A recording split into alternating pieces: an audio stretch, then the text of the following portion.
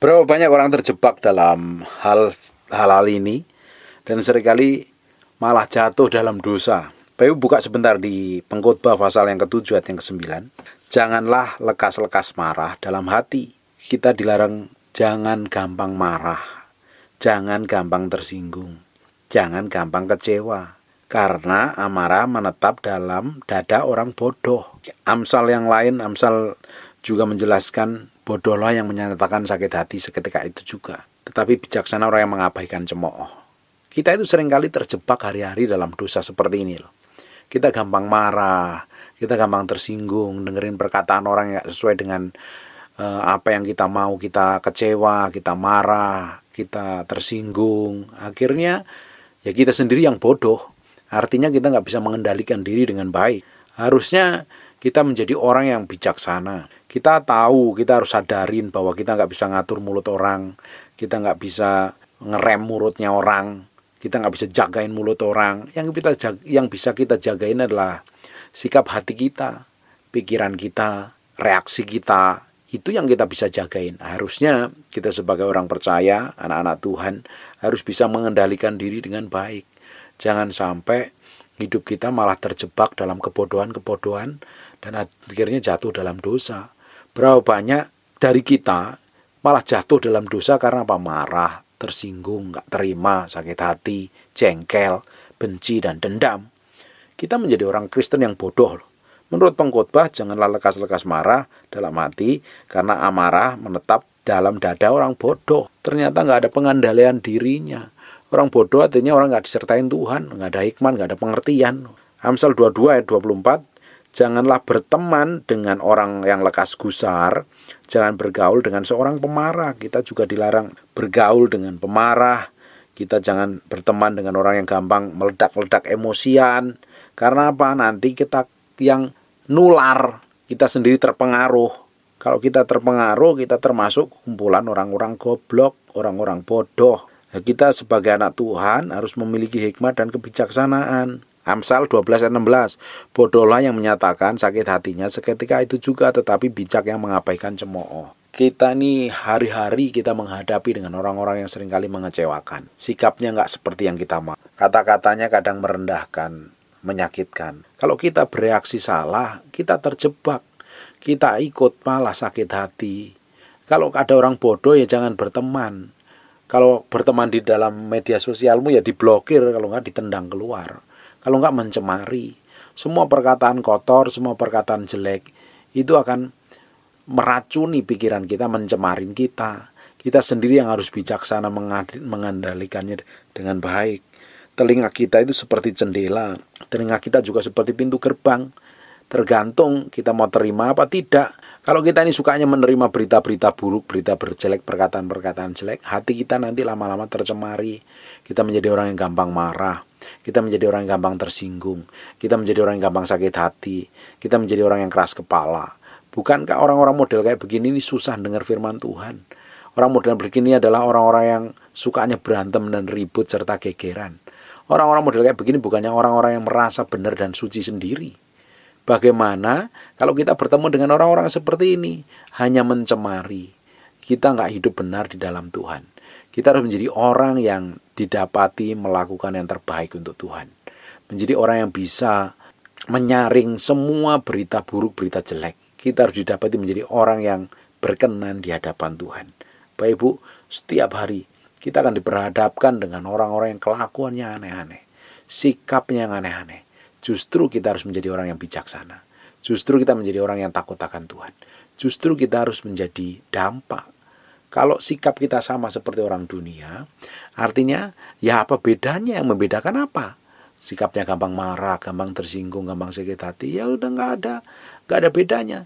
Tapi kalau kita memiliki sikap hati yang benar di hadapan Tuhan, kita menyenangkan hati Tuhan, kita berjalan seperti apa yang Tuhan mau, kita mencoba melakukan yang terbaik untuk menyenangkan hati Tuhan. Sikap kita, reaksi kita berbeda dengan orang-orang dunia. Pasti akan memberi dampak yang berbeda. Jangan menjadi sama orang dunia. Apalagi jangan bergaul dengan orang-orang yang dunia.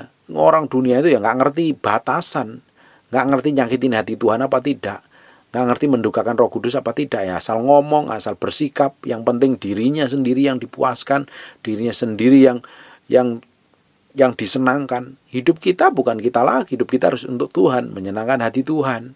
Jangan jadi orang itu gampang panas hati gitu loh. Kadang kita sudah menghadapi masalah, tekanan, himpitan, ada orang lain menjelekkan, merendahkan. Udah abaikan saja. Kalau sesuatu yang pikiran jelek gak berkenan di hadapan Tuhan, kata-kata buruk, kata-kata jelek gak usah didengarkan. Bukankah kita disuruh memikirkan di Filipi 4 ayat 8, semua yang manis sedap dengar patut dipuji disebut kebajikan. Yang jelek dari perkataan orang lain tolak dalam nama Yesus. Jangan dimasukin hati, jangan dipikir.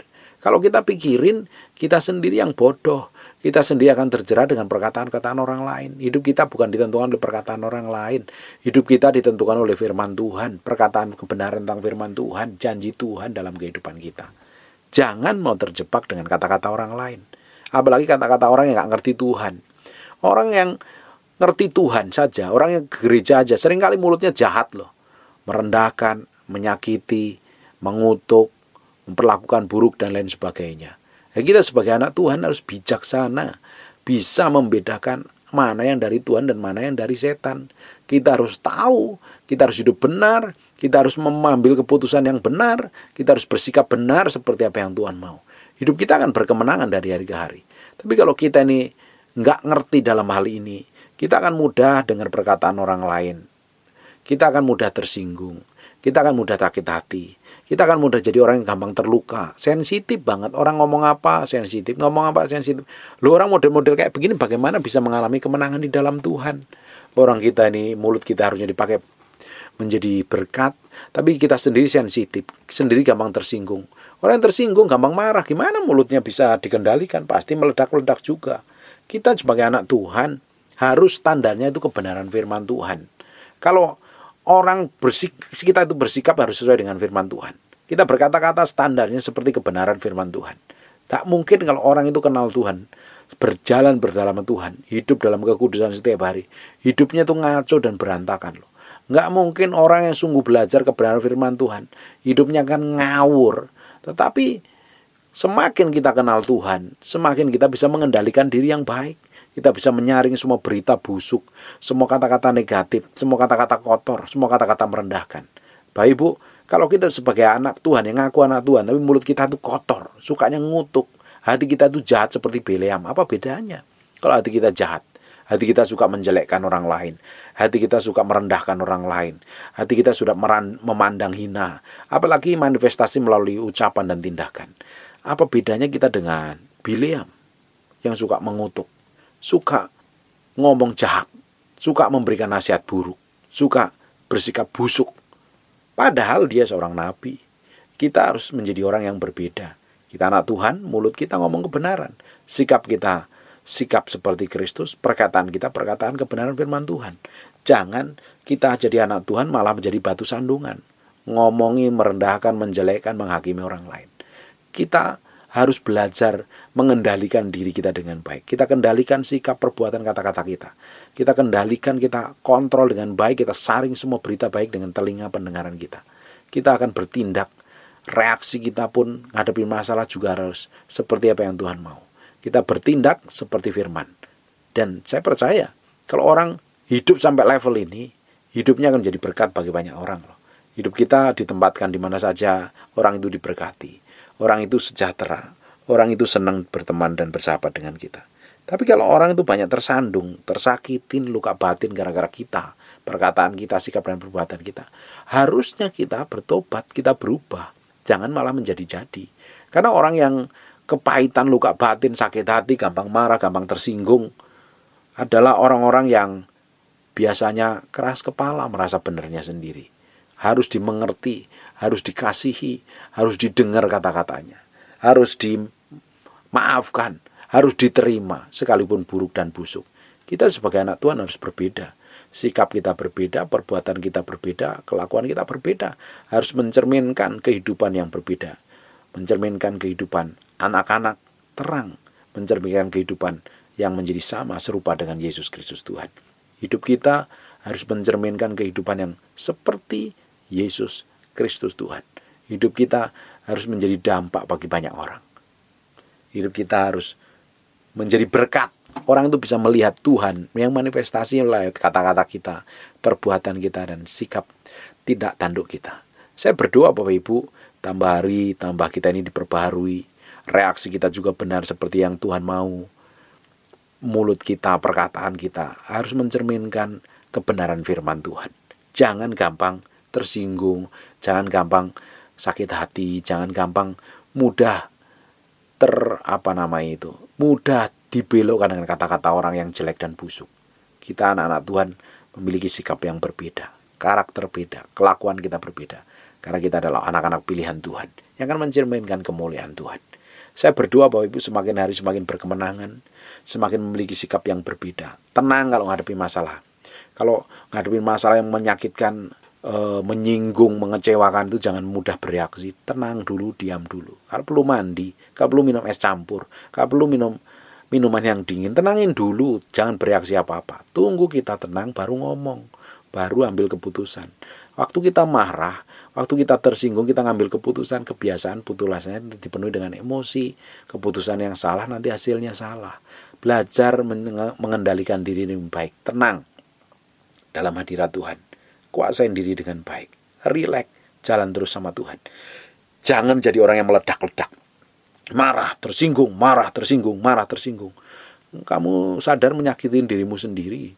Kamu tidak sadar kamu melukai dirimu sendiri. Kamu juga tanpa sadar melukai orang lain di sekitarmu. Tenang, jangan bereaksi, diam, tanya Tuhan dulu. Boleh bertindak ini apa tidak? Boleh bersikap seperti ini apa tidak? Boleh melakukan ini dan itu apa tidak? Tenang dulu, jalan terus sama Tuhan. Nikmatin berjalan sama Tuhan. Menikmatin hidup bersama Tuhan. Saya percaya apapun yang kita kerjakan akan diberkatin Tuhan. Dimanapun kita ditempatkan, orang akan diberkati. Kemanapun kita pergi akan menjadi berkat bagi banyak orang. Dan nama Tuhan akan dipermuliakan. Otomatis hidup kita akan menjadi representasi dari apa yang Tuhan mau di muka bumi ini. Tuhan akan percayakan hal besar, Tuhan akan percayakan hikmat, pengertian, pengetahuan, bahkan Tuhan akan percayakan berkat-berkat secara ilahi. Bapak Ibu, mulai hari ini jangan mudah bereaksi. Orang yang gampang bereaksi biasanya reaksinya salah karena emosi dan pemarah. Tenang, rileks, enjoy, jalan terus sama Tuhan. Dan nama Tuhan akan dipermuliakan atas hidupmu, disebut atas anak keluargamu, dan anak cucumu akan menikmati semua kasih setia Tuhan. Enjoy, jalan terus sama Tuhan. Hidup bijaksana, hidup rileks, hidup tenang, tanpa gangguan, sakit hati, kecewa, dan luka batin. Enjoy, nikmatin hidupmu bersama Tuhan. Amin. God bless you.